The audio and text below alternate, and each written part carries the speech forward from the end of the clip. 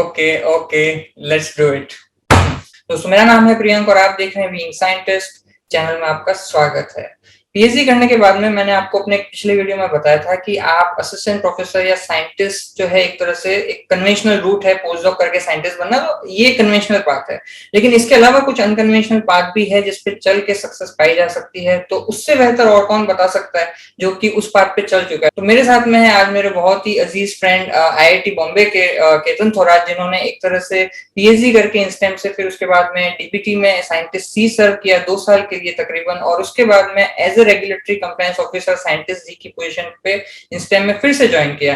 तो केतन थोराट, बहुत बहुत स्वागत है चैनल के ऊपर फिर से। Thank you so much, Priyank. I'm really excited to be here after almost a gap of 3 years. I guess we did our last video 3 years back. उस टाइम पे मैं बस एक आई थिंक एक पीएचडी स्टूडेंट था और I was also looking for opportunities at that time, and we are doing this video again in this very different capacity on a very different topic.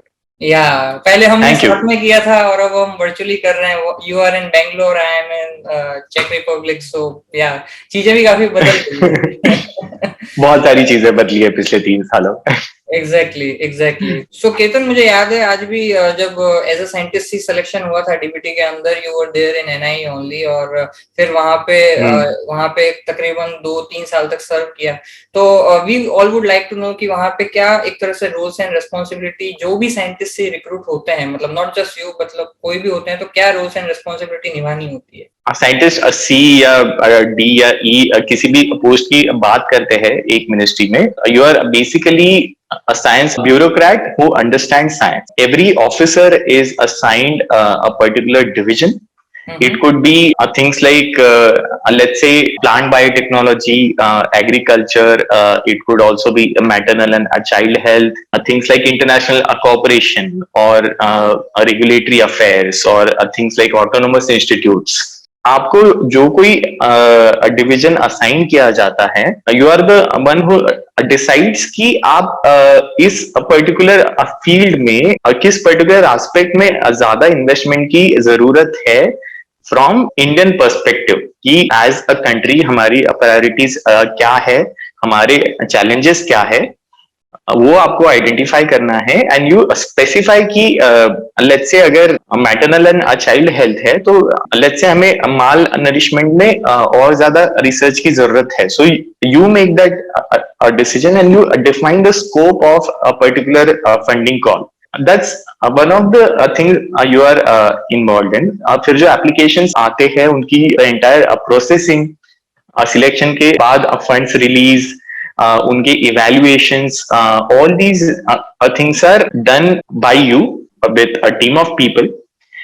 इसके साथ साथ you also contribute to a lot of other activities, जैसे कि आप अगर international cooperation division में हो, जैसे मैं था, so you also very frequently engage with let's say Ministry of External Affairs, कि इंडिया के जो जियोपॉलिटिकल इंटरेस्ट है उनके अलाइनमेंट में, और जो इंडिया में लेट्स से पर्टिकुलर फील्ड में और एक्सपर्टीज और कैपेसिटी बिल्ड करने की जरूरत है। So we take that call कि हम इस कंट्री के साथ इस पर्टिकुलर टॉपिक में एक रिसर्च कॉल निकालेंगे, जिसमें इंडियन साइंटिस्ट और जो पार्टनर कंट्री है उनके साइंटिस्ट साथ में आके they can do research, the knowledge transfer happens, and the expertise are also shared. Right. So इस टाइप की एक ओवरऑल एक्टिविटीज होती है किसी भी government funding agency. Ketan, what you said is कि किसी भी फंडिंग एजेंसी में, तो और भी मतलब डीबीटी में काम किया है, डिपार्टमेंट ऑफ बायोटेक्नोलॉजी, लेकिन इसके अलावा और भी फंडिंग एजेंसी हैं जो कि इसी तरह की पोजीशन ऑफर करती है? डेफिनेटली प्रियंक, अगर आप गवर्नमेंट फंडिंग एजेंसीज का example low, so it includes DBT, DST आता है, आईसीएआर है, डीएसआईआर है, आईसीएमआर भी आता है जो डीएचआर के अंडर आता है। सो इस टाइप की बहुत सारी गवर्नमेंट फंडिंग एजेंसीज है। लेकिन इंडिया में आप अगर रिसर्च एडमिनिस्ट्रेशन की अगर जॉब अगर में आप इंटरेस्टेड हो तो there are a lot of other opportunities as well. There are funding agencies like India alliance, Melinda Gates foundation. एक और चीज होती है कि आजकल बहुत सारे कंट्रीज इंटरेस्टेड है इंडिया के साथ साइंस एंड टेक्नोलॉजी में पार्टनर करने के लिए। सो जो फॉरेन एम्बेसीज होती है, those embassies also higher a lot of individuals who play a counterpart in that embassy, जिनके साथ हम एंगेज करते हैं generally. So a lot of embassies also offer these kind of science administration jobs in India।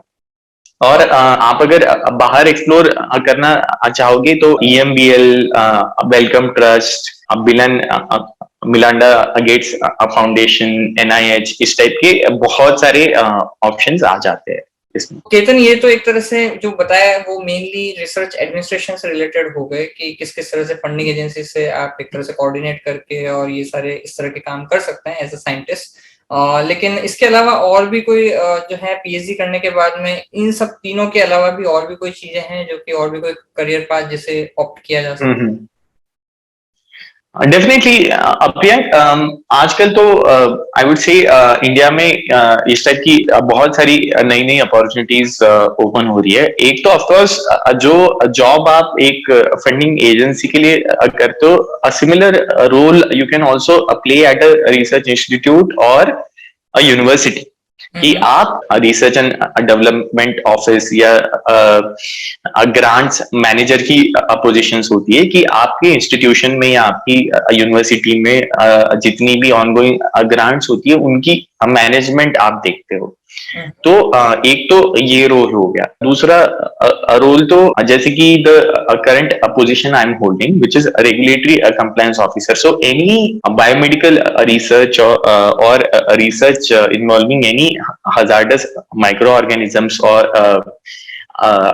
is highly regulated in India। इसकी बहुत सारी guidelines होती है जिनको एक रिसर्च इंस्टीट्यूट को कंप्लाई करना पड़ता है before taking up any new project. So आप उसमें भी आप एक्सपर्टीज डेवलप करके you can be in a role like in which I am right now, that your expertise could be in regulation and research ethics।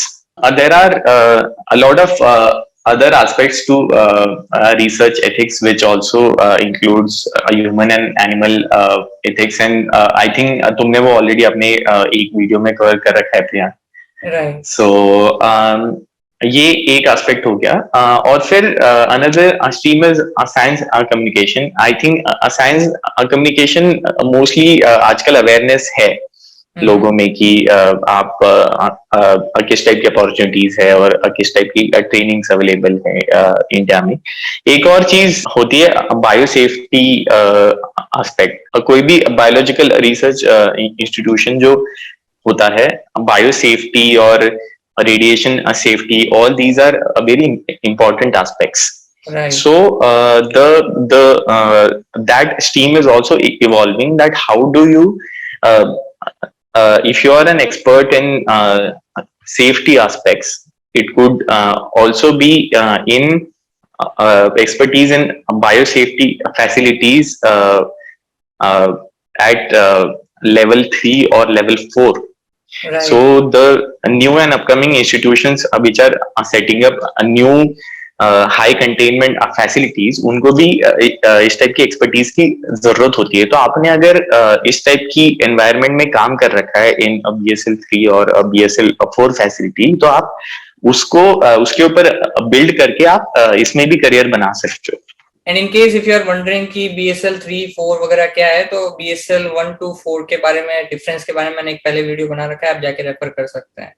So last thing Ketan, I would like to know is कि जिसको भी ये roles opt करने हैं जो alternative career path है, तो उसके लिए सिर्फ एक तरह से पीएचडी कर लेना और एक पेपर पब्लिश कर लेना, वुड दैट बी सफिशिएंट, या फिर कुछ और भी एक तरह से चाहिए होता है इसके लिए? अब मेरे एक्सपीरियंस में ये मैंने देखा है कि बहुत सारे पीएचडी स्टूडेंट जो है वो फाइनल ईयर में आके रियलाइज करते हैं कि उनको पोस्ट डॉक या कन्वेंशनल एकेडमिक करियर में नहीं कंटिन्यू करना, and that's when they decide on like looking for all these alternate opportunity. Right. But then आपने अगर आपकी पीएचडी के दौरान रिसर्च छोड़ के और कुछ नहीं किया, अगर आपने और कोई स्किल सेट डेवलप नहीं किए, so for any employer it's hard to convince कि वो आपको क्यों ले। सो आई वुड से कि इन चीजों की जो क्लैरिटी है वो इट्स बेटर कि आपको थर्ड ईयर के आसपास आप डिसाइड कर सकते हो कि आपको एकेडमिक करियर के पाथ पे जाना है, और you would like to explore all these kind of opportunities. जहां तक एलिजिबिलिटी की बात है इन जॉब्स के लिए, they generally ask you to have MSc और MTech as an essential qualification. Desirable में पीएचडी या relevant experience in that particular aspect could be a part of your desirable qualifications. Right. हाँ, तो लेकिन आई वुड से कि अगर आप actually interested हो इस टाइप के करियर में, so engage yourself in these kind of activities on your campus itself while doing your PhD. आप अगर अपने आपके रिसर्च में अगर ह्यूमन सैंपल्स या एनिमल एक्सपेरिमेंट्स का इन्वॉल्वमेंट है, तो आप you can read a lot about regulation, you can learn a lot about regulation, और आप अपने आप को रेगुलेटरी कंप्लायंसेस में ट्रेन कर सकते हो। आप अगर किसी BSL 3 या 4 फैसिलिटी में काम करते हो, तो you can also train yourself on how that facility operates. कि आप दूसरों को गाइड कर पाओ कि इस फैसिलिटी को कैसे क्रिएट किया जा सकता है। There are also jobs of facility managers. तो आपकी अगर एक्सपर्टीज किसी पर्टिकुलर हाई एंड इंस्ट्रूमेंट में है, which might include electron microscopy हो गया या फिर NMR हो गया, तो आप उस टाइप के फैसिलिटी के इंचार्ज भी बन सकते हो। Right. But then the expertise or the work you are doing your PhD, सी कि उसमें से आप ऐसी कौन सी एक चीज उठा सकते हो जिसमें आप not as a user but as an expert अपने आप को ट्रेन करो। राइट। और आप अगर उस एक चीज को आप अगर अच्छे से अचीव कर पाए, तो आपके लिए वो बहुत सारी जॉब अपॉर्चुनिटीज ओपन कर देता है। और सेकंड चीज की you have to be vigilant कि आपने जो डिसाइड किया है या आप जो एक्सपर्टीज डेवलप कर रहे हो, उसमें कहाँ कहाँ अपॉर्चुनिटीज आ रही है। सो ये आपकी रिस्पॉन्सिबिलिटी है कि आप आइडेंटिफाई कर लो कि इंडियन इंस्टीट्यूट में इस टाइप की फैसिलिटीज या इस टाइप के रोल्स आ सकते हैं। एंड लाइक हर 2 हफ्ते में उनके वेबसाइट पे जाके आप चेक कर सकते हो। There are some portals like India bio sciences का जॉब पोर्टल एक है, which list out a lot of jobs related to, of course, academia, but also a lot of these research administration and management jobs. Right. So आपको vigilant रहना पड़ेगा। And at the same time जो DBT, DST, ICMR, ICR, ये जितनी भी funding agency, उनकी website पे भी इस तरह के रोल अक्सर आते रहते हैं। Definitely you have to keep looking for such kind of positions एक तरह से। और इसके अलावा वैसे डॉक्टर प्रभात ने भी एक बार बात की थी अपने एक वीडियो के अंदर कि अपार्ट फ्रॉम पीएचडी अगर आप और भी कुछ चीजें सीखते हो, फॉर एग्जांपल कि कैसे जो है कमर्शियलाइजेशन के लेवल पे भी अगर आप जाते हो, सीखते हो, तो दैट इंडस्ट्री, मतलब forget about government job right now, जो इंडस्ट्री है they will be able to absorb you as quickly as possible, क्योंकि you are the one who knows कि किस तरीके से उसको एक तरह से पीएचडी के साथ में कमर्शियल एस्पेक्ट भी पता है। आई वुड से कि आप अपनी पीएचडी के साथ साथ एक और एक्सपर्टीज डेवलप करो which will definitely help you stand out in the competition. अगर आप एकेडमिया में भी अगर आप कंटिन्यू कर रहे हो, आई वुड हाईली रिकमेंड कि आपकी एक्सपर्टीज एक और चीज में होनी चाहिए। Okay, so Ketan, thank you very much यहाँ पे आने के लिए और हम सबको एनलाइटन करने के लिए। मुझे भी बहुत कुछ सीखने को मिला यहाँ पे, so thank you very much. Happy to be here, Priyank. Thank you so much. I wish कि इस टाइप की इंफॉर्मेशन ज्यादा से ज्यादा लोगों तक पहुंचे, और अगर तुम्हारी जो ऑडियंस है उनमें से किसी को अगर इसमें से किसी भी एस्पेक्ट में अगर और क्वेश्चंस है, और if they need any guidance, help, tips, anything, so they can reach me out on LinkedIn. I will be more than happy to help. Exactly, and LinkedIn का जो लिंक है वो आपको नीचे डिस्क्रिप्शन बॉक्स के अंदर मिल जाएगा। तो आज के लिए इतना ही, फिर आपसे मुलाकात होगी। जय विज्ञान। जय विज्ञान।